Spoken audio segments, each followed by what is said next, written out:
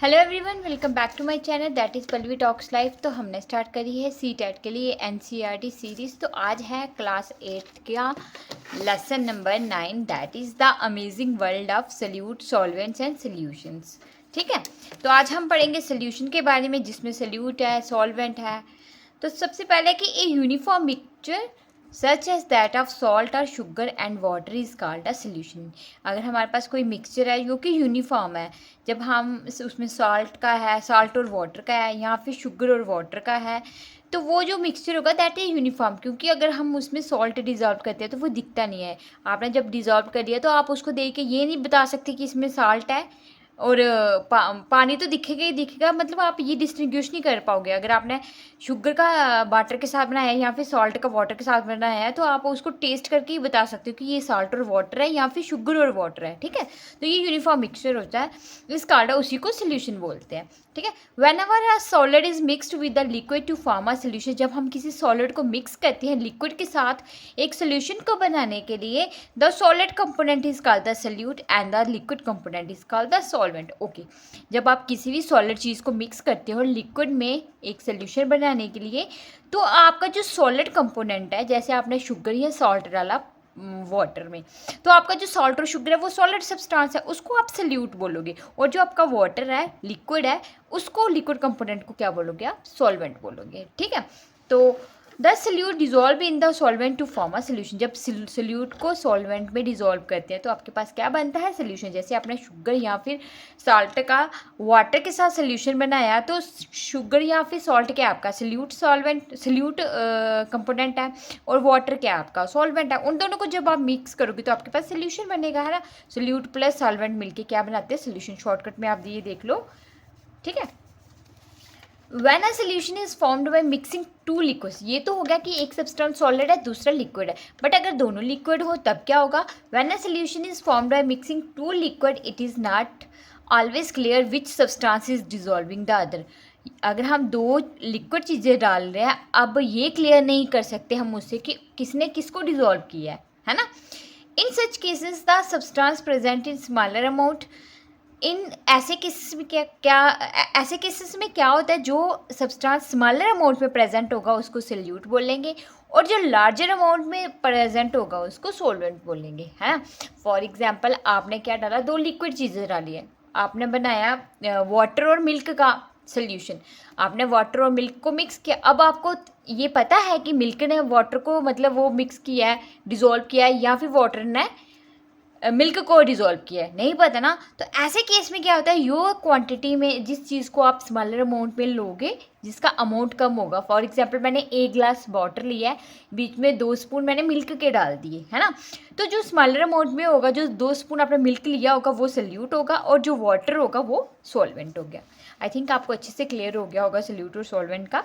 When the solute stops dissolving and begins to settle at the bottom, the solution is called a saturated solution at that particular temperature. अब आपने एक चीज़ notice की होगी, जब आप किसी भी सब्सटेंस को किसी में डिज़ोल्व कर रहे हो तो एक ऐसा पॉइंट आता है वो चीज़ उसमें डिज़ोल्व होना बंद हो जाती है। आप कभी ट्राई करना तो शुगर और वाटर का एक सोल्यूशन बनाना। ठीक है, तो आप देखना कि कुछ टाइम तक आपकी शुगर उसमें अच्छे से डिज़ोल्व हो रही होगी, है ना। बट आफ्टर सम टाइम आप देखोगे उसमें शुगर का जो डिज़ोल्वेशन है, डिज़ोल्व होना है, डिज़ोल्व हो रही है जो शुगर, वो डिज़ोल्व होना बंद हो जाएगी। उस पॉइंट पे आप उस सोल्यूशन को क्या बोलोगे? Saturated solution. ठीक है, और वो एक पर्टिकुलर टेम्परेचर पे होता है। The solution in which more solute can be dissolved at a given temperature is called an unsaturated solution. और वो solution जिसमें आप solute ऐड करते हो, मतलब स्टार्टिंग वाला जो है कि आप solute ऐड कर रहे हो डिजॉल्व हो रहा है, solute ऐड कर रहे हो डिजॉल्व हो रहा है ना, तो that is the unsaturated solution. But एक पॉइंट पे जब वो जो आपका सल्यूट पार्टिकल्स है वो उस सोल्यूशन में डिजॉल्व होना बंद हो जाए, मतलब सल्यूट का सॉल्वेंट में डिजॉल्व होना बंद हो जाए, उस पॉइंट पे आप क्या बोलोगे? कि उसको saturated solution. The amount of solute present in a fixed quantity of solution बोलो चाहे सॉल्वेंट बोलो, इज टर्म्ड एज कंसंट्रेशन। मतलब कितने अमाउंट ऑफ सोल्यूट उसमें प्रेजेंट है किसी भी सॉल्वेंट में, क्योंकि सोल्यूट को आप डिजोल्व कर रहे हो सॉल्वेंट में, है ना। शुगर या सॉल्ट लिया आपने, वाटर में डिजोल्व किया, water is the solvent, solution ही है वो। तो उसको आप क्या बोलोगे? कंसंट्रेशन। मतलब कितना अमाउंट है सोल्यूट का किसी भी सोल्यूशन में, दैट इज इट्स कंसंट्रेशन। आप बोलते ना इतनी कंसंट्रेशन है। Depending upon the amount of solute present in a fixed quantity of solution, it can be called a dilute solution. क्या होता है कि डिपेंड करता है कि आपके सोल्यूट की क्वांटिटी कितनी है उस जो सोल्यूशन है जिसमें ऑलरेडी आपका सॉल्वेंट का जो है फिक्स क्वांटिटी है, तो उसको आप बोलते हो डिल्यूट सोल्यूशन. आप मतलब डिल्यूट सोल्यूशन क्या होगा, ये मान के चलो उसमें जो वाटर की क्वांटिटी होगी वो ज़्यादा होगी. सोल्यूट आपका सॉलिड है ना, सॉल्वेंट या फिर सोल्यूशन बोलो वो लिक्विड में है, तो लेस अमाउंट ऑफ सोल्यूट मतलब उसमें जो हार्ड सब्सटेंस है, सॉलिड सब्सटेंस है वो कम है. इसका मतलब वाटर की क्वांटिटी ज़्यादा होगी, तो जिसमें वाटर की क्वांटिटी ज़्यादा होगी दैट इज़ dilute solution. और अ कंसनट्रेटेड सोल्यूशन या फिर कंसनट्रेटेड सोल्यूशन तो आपने लेबॉर्ट्री में किए होंगे एक्सपेरिमेंट केमिस्ट्री में, डिल्यूटेड HCl, कंसनट्रेटेड HCl, है ना. तो मोर अमाउंट ऑफ सोल्यूट, इसमें मोर अमाउंट ऑफ सोल्यूट होगा, उसको कंसनट्रेटेड बोला जाता है. डिल्यूट में मोर लेस अमाउंट होता है, मतलब लिक्विड का अमाउंट इसमें ज़्यादा होता है, बट इसमें लिक्विड का अमाउंट कम होता है, सोल्यूट का सॉलिड सब्सटेंस का अमाउंट ज़्यादा होता है, that is concentrated solution. The solution obtained by dissolving 1 spoon of salt is dilute. अब अगर कोई सोल्यूशन बना रहे हो उसने आपने एक ही स्पून सॉल्ट का डाला है, वो ज़्यादा डिल्यूट होगा as compare to that obtained by dissolving 2 और मोर स्पून ऑफ सॉल्ट. मतलब वो वाला सोल्यूशन ज़्यादा डिल्यूट होगा जिसमें आपने 1 स्पून ऑफ सॉल्ट डाला है, जिसमें आपने 2 या 2 से ज़्यादा स्पून ऑफ सॉल्ट डाला है, वो जो होगा वो कम डिल्यूट होगा. मैंने ऑलरेडी आपको बता दिया कि आप सिंपल सा लेके चलो कि डिल्यूट सोल्यूशन क्या होता है, जिसमें वाटर की क्वान्टिटी ज़्यादा होती है. The solubility increase with an increase in temperature. और एक चीज़ पहले सॉल्युबिलिटी की डेफिनेशन कर लेते हैं, ये रह गया. The maximum amount of solute that dissolve in a fixed quantity of the solvent is called is solubility. कितने अमाउंट ऑफ सोल्यूट उसमें डिजॉल्व हो रहा है, ठीक है, फिक्स्ड क्वांटिटी ऑफ सॉल्वेंट में. एक आपने वाटर ले लिया, ठीक है, उसकी फिक्स क्वांटिटी है वाटर की, आप उसमें सोल्यूट डालते जा रहे हो, अब कितना वो मैक्सिमम अमाउंट उसमें डिजॉल्व करता है दैट इज इट्स सॉल्युबिलिटी. ठीक है, आप फिक्स्ड क्वांटिटी ऑफ सॉल्वेंट का मतलब है आप सॉल्वेंट की क्वांटिटी को चेंज नहीं कर रहे हो, आप सिर्फ सोल्यूट की क्वांटिटी को चेंज कर रहे हो, है ना. तो इसीलिए लिखा है fixed quantity of solvent.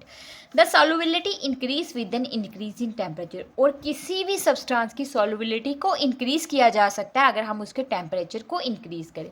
For example आप देखना कि कभी कभी क्या होता है कि आप जो पानी में शुगर आप डिज़ोल्व कर रहे हो, एक पॉइंट ऐसा आता है उसमें शुगर डिज़ोल्व होना बंद हो जाती है. उस पॉइंट पे आपने क्या करना है, उस सोल्यूशन को हीट करना है, थोड़ा सा हीट करना है. आप देखोगे कि अब उसमें अगर आप 2-3 स्पून और डालोगे तो वो भी उसमें डिज़ोल्व हो जाएंगे. इसका मतलब उसकी सॉल्युबिलिटी को इंक्रीज़ किया है ना टेम्परेचर ने. तो यही लिखा है कि solubility increase with an increase in temperature. और कभी कभी ऐसा होता है कि आपको मन नहीं होता कि मैं मतलब आपको ये होता है कि बड़ा टाइम लगेगा, मैं शुगर और उसका अगर आपको नींबू पानी बनाना है तो आपको शुगर डिज़ोल्व करनी पड़ेगी पानी में, तो आप ऐसे खुद उसको हिलाओगे तो काफ़ी टाइम लगता है. बट कभी कभी हम ये ट्राई करते हैं कि क्या करते हैं, पानी लेते हैं उसमें चीनी डालते हैं और उसको गैस पे चढ़ा देते हैं कि हीट होगा जल्दी से डिज़ोल्व हो जाएगा उसमें, है ना. तो इसका मतलब उसकी सॉल्युबिलिटी को वो इंक्रीज़ करता है temperature. Oxygen dissolves in water only to a small extent. अब वाटर में क्या होता है, ऑक्सीजन होता है क्योंकि H2O उसका फॉर्मूला होता है, हाइड्रोजन के मॉलिक्यूल होता है और ऑक्सीजन का एटम होता है. तो ऑक्सीजन डिजॉल्व होते हैं, वही तो आपके जो एक्वेटिक एनिमल्स होते हैं ब्रीथ कर पाते हैं पानी में. हम भी जब जाते हैं तो ऑक्सीजन सिलेंडर लेके जाते हैं, पानी में लेके जाते हैं ना सांस लेने के लिए, तो कुछ ही अमाउंट का जो होता है वो डिजॉल्व होता है ऑक्सीजन. तो uniform mixture of gases in water, जो आपकी गैसेस होती है ना वाटर में, उसका आपको पूछ सकते हैं कि कौन सा मिक्सचर है, यूनिफॉर्म कि नॉन यूनिफॉर्म. यूनिफॉर्म मिक्सचर होता है, आपको बीच में दिख रहा होता है कि ये हाइड्रोजन है, ये ऑक्सीजन है, या कोई और गैस बीच में है, तो वो आपको अलग अलग दिख रही होती है, नहीं एक जैसा मिक्सचर ही होता है, तो इसलिए इसको यूनिफॉर्म मिक्सचर बोलते हैं. Solubility of gases decrease as temperature increases. अब सॉल्युबिलिटी जो होती है गैसेस की वो डिक्रीज होती है एज टेम्परेचर इंक्रीज. अब सॉल्युबिलिटी ऑफ जो आपका ऊपर था क्या पढ़ा आपने, सॉल्युबिलिटी इंक्रीज करती है विदिन, बट गैसेस के केस में उल्टा होता है. अगर सॉल्युबिलिटी डिक्रीज कर रही है तो आपका टेम्परेचर इंक्रीज करेगा, अगर सॉल्युबिलिटी इंक्रीज हो रही है तो आपका टेम्परेचर डिक्रीज करेगा. सिमिलरली जैसे मोर ऑक्सीजन हम कैन डिजॉल्व कर सकते हैं इन कोल्ड वाटर में. डेंसिटी आ गया नेक्स्ट. डेंसिटी जैसे आपने पीछे आर्चिमिडीज प्रिंसिपल पढ़ा था, उसमें भी फ्लोटिंग का सिंकिंग का कंसेप्ट था. सेम डेंसिटी भी रोल प्ले करती है फ्लोट करने में, सिंक करने में, तैरने में, डूबने में. तो डेंसिटी का फॉर्मूला होता है मास पर यूनिट वॉल्यूम. ठीक है, अब इसका SI यूनिट जो होता है वो kg पर मीटर क्यूब होता है. मास का kg होता है, वॉल्यूम का मीटर क्यूब होता है. सिमिलरली ये आ गया MKS सिस्टम या फिर SI सिस्टम ऑफ यूनिट. तो ये आ गया आपका CGS सिस्टम यूनिट, ग्राम पर सेंटीमीटर क्यूब. कोई भी लेके चल सकते हो आप ना, लेना एक ही होता है। The density is independent of its shape and size of the substance. किसी भी सब्सटेंस का साइज क्या है, शेप क्या है, वो डेंसिटी पे कोई इफेक्ट नहीं डालता है। डेंसिटी डिपेंड करती है उसके मास और उसके वॉल्यूम पे, उसके साइज या उसके शेप से उसको कोई लेना देना नहीं होता है, ठीक है। अर्थ इज, जैसे फॉर एग्जाम्पल आप देख सकते हो यहाँ पर डेंसिटी, अगर डेंसिटी इंक्रीज हो रही है तो वॉल्यूम डिक्रीज करेगा, अगर वॉल्यूम इंक्रीज करेगा तो डेंसिटी डिक्रीज होगी, क्योंकि ये दोनों एक दूसरे के इन्वर्सली प्रोपोर्शनल है। पर डेंसिटी और मास डायरेक्टली प्रोपोर्शनल है। अगर डेंसिटी इंक्रीज करिए तो मास भी इंक्रीज करेगा, अगर डेंसिटी डिक्रीज करेगी तो मास भी क्या करेगा, डिक्रीज करेगा। नेक्स्ट आपका ये अर्थ के बारे में था। अर्थ का थोड़ा सा इन्होंने दिया था कि अर्थ जो है बड़ी सारी लेयर से मिलके बनी होती है, ऑलरेडी आपको पता होगा, क्रस्ट, कोर, मेंटल पढ़ा होता है आपने। तो earth is composed of several layers. The outer most layer called the crust बोला जाता है। जो आउटर मोस्ट लेयर होती है उसको क्रस्ट बोलते हैं, जो बिल्कुल सेंटर में होती है उसको कोर बोला जाता है। इज द लाइटेस्ट, सबसे लाइटेस्ट होती है। And the density of different layers increase as we move towards the centre. क्या होता है कि जैसे ही हम मतलब आउटर साइड से, मतलब क्रस्ट वाली साइड से उसकी इनर वाली साइड जाते हैं, कोर वाली साइड जाते हैं, तो उसकी डेंसिटी भी इंक्रीज करती है as we move towards the centre. As one moves deeper into the earth, जैसे हम अर्थ के और डीपर जाना शुरू करते हैं तो टेम्परेचर भी इंक्रीज करता है और प्रेशर भी इंक्रीज करता है, मेकिंग द मटेरियल हैवियर, जिसकी वजह से जो मटेरियल है वो हैवी हो जाता है और मोर कम्पैक्ट हो जाता है, ठीक है। याद रखना, जब हम अर्थ के अंदर और डीपर जाना शुरू करते हैं वहाँ पे प्रेशर भी इंक्रीज करेगा, वहाँ पे टेम्परेचर भी इंक्रीज करेगा, वहाँ पे वो जो मटेरियल होगा वो हैवियर फील करेगा अपने आप को। तो डेंसिटी डिक्रीज करती है with heating and increasing with cooling. Density जो है डिक्रीज करती है जब हम किसी भी ऑब्जेक्ट को हीट करेंगे तो डेंसिटी डिक्रीज करेगी, और इंक्रीज करती है विद कूलिंग, ठीक है।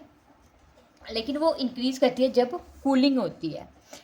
तो इफेक्ट ऑफ प्रेशर पढ़ेंगे अब आपकी, प्रेशर का सॉलिड पे, लिक्विड पे, गैस पे क्या इफेक्ट पड़ता है। तो for gases increasing pressure causes the particle to move closer together.